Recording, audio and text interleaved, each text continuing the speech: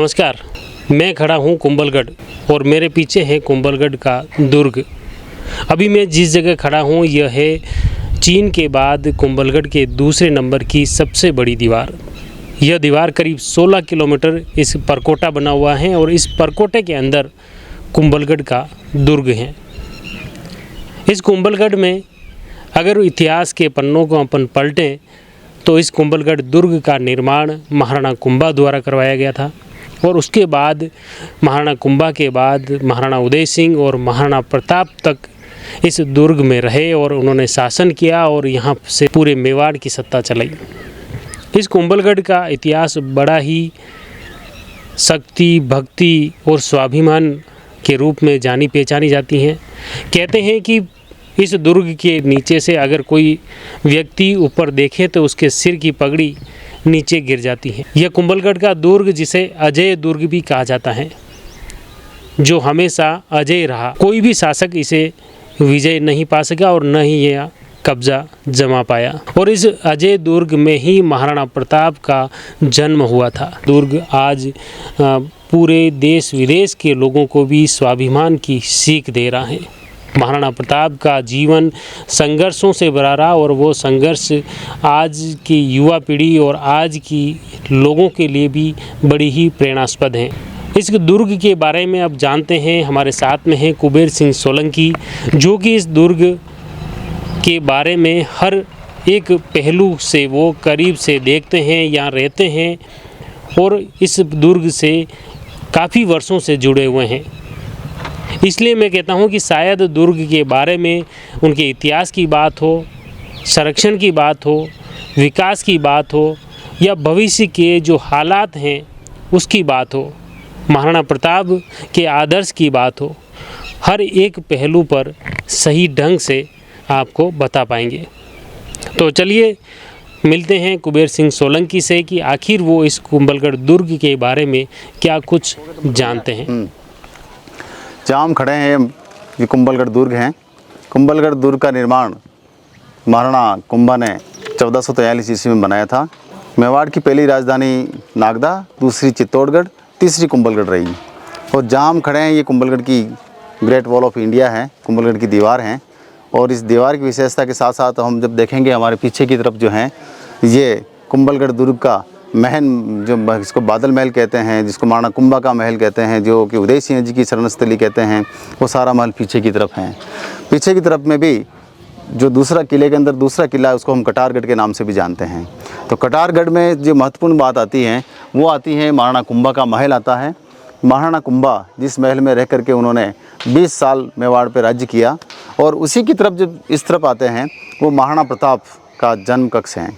महाराणा प्रताप का जन्म कक्ष में महाराणा उदय सिंह जी का राजतिलक उसी कक्ष में हुआ। उसके बाद में महाराणा उदय सिंह जी की शादी उसी कक्ष के बाहर प्रांगण में हुई और उसी महल में महाराणा प्रताप के जो प्रथम लड़के हुए हैं, प्रथम उनके पुत्र हुए हैं, वो उसी कमरे में जन्म हुआ है। मैं सबसे महत्वपूर्ण चीज़ ये मानता हूँ कि महाराणा प्रताप इस भारतवर्ष के प्रथम स्वतंत्रता सेनानी थे। और स्वतंत्रता की अगर बात करें तो महाराणा प्रताप के मुकाबले उनके स्वाभिमान और स्वतंत्रता की बात महात्मा गांधी ने भी सीखी है। और महात्मा गांधी ने महाराणा प्रताप की तरह ही संघर्ष करके अपने देश को आज़ादी दिलाई है। हम अगर कुंभलगढ़ दुर्ग के ऊपर हैं तो हमारे लिए बहुत ही गौरव का विषय है, हमारे लिए बहुत ही स्वाभिमान का विषय है। और महाराणा प्रताप ने इस अरावली की पहाड़ियों में रह करके जिस प्रकार से जो अपना प्रताप की प्रतिज्ञा ली थी, उस प्रतिज्ञा के अनुसार अपन देखें तो उनका जीवन जो संघर्षपूर्ण रहा था।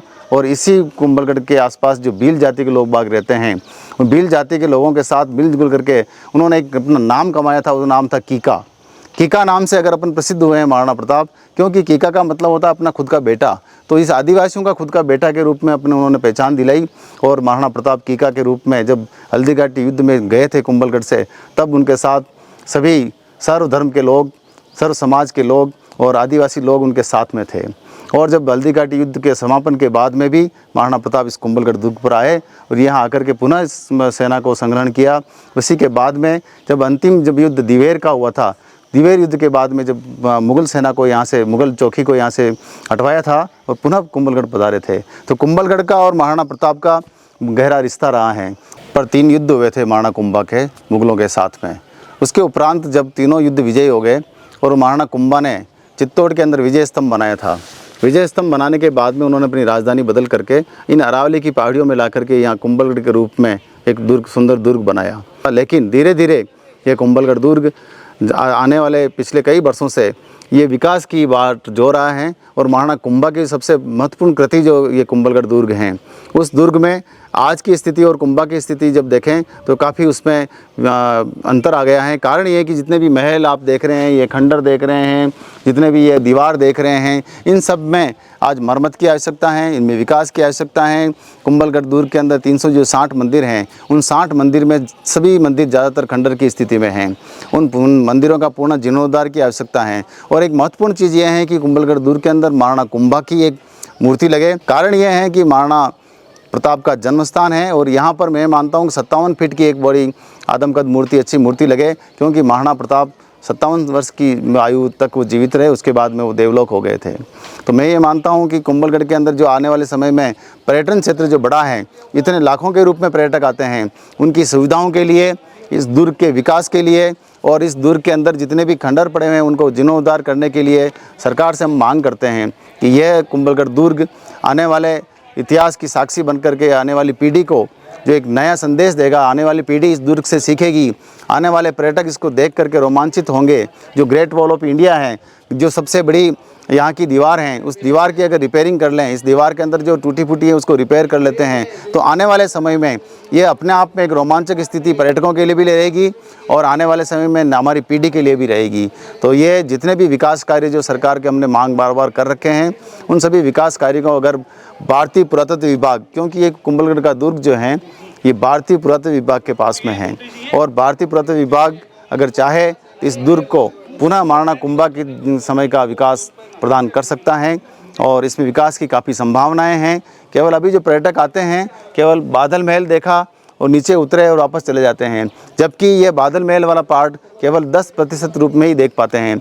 90% हिस्सा जो बाकी पीछे बचता है, उस हिस्से को देखने के लिए, उसके विकास के लिए हम राज्य सरकार से और केंद्र सरकार से इसकी मांग करते हैं कि कुंभलगढ़ दुर्ग में पर्यटन विकास हो, कुंभलगढ़ दुर्ग में जितने भी ये विश्व विरासत हैं इसका संरक्षण हो।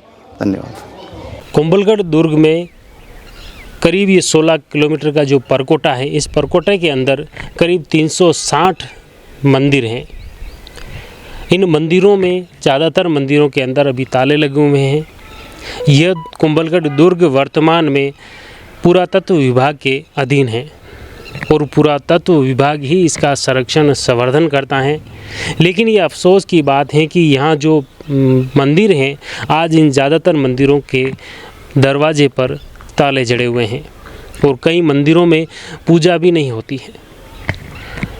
ऐसी इस ऐतिहासिक विरासत के संरक्षण को लेकर सरकार को सख्त ध्यान देने की ज़रूरत है। एक तरफ राष्ट्रवाद की बात करते हैं कई लोग, कई संगठन हिंदू राष्ट्र निर्माण की बात कर रहे हैं, लेकिन दूसरी तरफ ऐतिहासिक कुंभलगढ़ दुर्ग हैं, यहाँ पर 360 मंदिर बने हुए हैं। कई पौराणिक इतिहास है इन मंदिरों का और इन मंदिरों में पूजा का प्रबंध भी सरकार नहीं कर पा रही है। यह एक अफसोसजनक बात है जिसे लेकर हर व्यक्ति को, शासन प्रशासन को, जनप्रतिनिधियों को भी ध्यान देने की ज़रूरत है। आप मेरे पीछे देख सकते हैं तस्वीरों में, जैसा एक ये गुंबद है, इस तरह के कई छोटे छोटे स्टैचू जो कि अब जीर्ण शीर्ण इस तरह के हो गए हैं। यहाँ पर इस तरह के कई किले नुमा जगह जगह इस 16 किलोमीटर की परिधि के अंदर कई छोटे छोटे मंदिर बने हुए हैं जो कि अब संरक्षण के अभाव में, रख रखाव के अभाव में जर्जर हो चुके हैं, जीर्ण शीर्ण हो रहे हैं। अभी हम खड़े हैं ये दुर्ग की जो सब दुनिया के चीन के बाद दूसरे नंबर की जो प्राचीर हैं, यह भी संरक्षण के अभाव में जर्जर हो रही हैं। पुरातत्व विभाग के साथ ही केंद्र सरकार को इस ओर विशेष ध्यान देने की ज़रूरत है। आज यहाँ देश विदेश से लोग इस कुंभलगढ़ दुर्ग को देखने के लिए आते हैं, लेकिन यहाँ सुविधाओं के नाम पर काफ़ी परेशानियाँ झेलनी पड़ती हैं।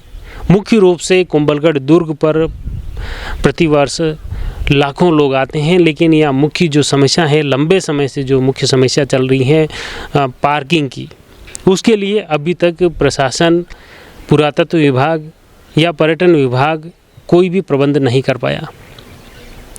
आपको बता दें कि यहाँ कुंभलगढ़ दुर्ग से करीब 1 से 1.5 किलोमीटर दूरी पर पार्किंग स्थल भी विकसित कर रखा है।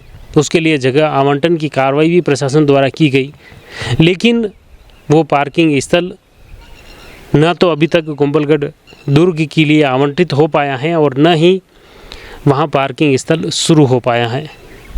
ऐसे में दुर्ग को देखने वाले के लिए आने वाले पर्यटकों के साथ ही क्षेत्रीय लोगों को भी काफ़ी असुविधा होती है। ख़ास तौर से जब सीज़न के वक्त में या हज़ारों की संख्या में लोग कुंभलगढ़ दुर्ग को देखने के लिए आते हैं, तब यहाँ कुंभलगढ़ दुर्ग से लेकर केलवड़ा तक जाम के हालात बन जाते हैं। इस वजह से पर्यटकों को काफ़ी असुविधा का सामना करना पड़ता है। तो आपने देखा कुंभलगढ़ दुर्ग का इतिहास और यहाँ पर महाराणा प्रताप का जन्म और शासन की स्थिति देखी। उसके बाद में दुर्ग के विकास को लेकर क्या ज़रूरतें हैं वो भी आपको रूबरू कराने का प्रयास किया। आप जुड़े रहिए जयवर्धन न्यूज़ के साथ। धन्यवाद।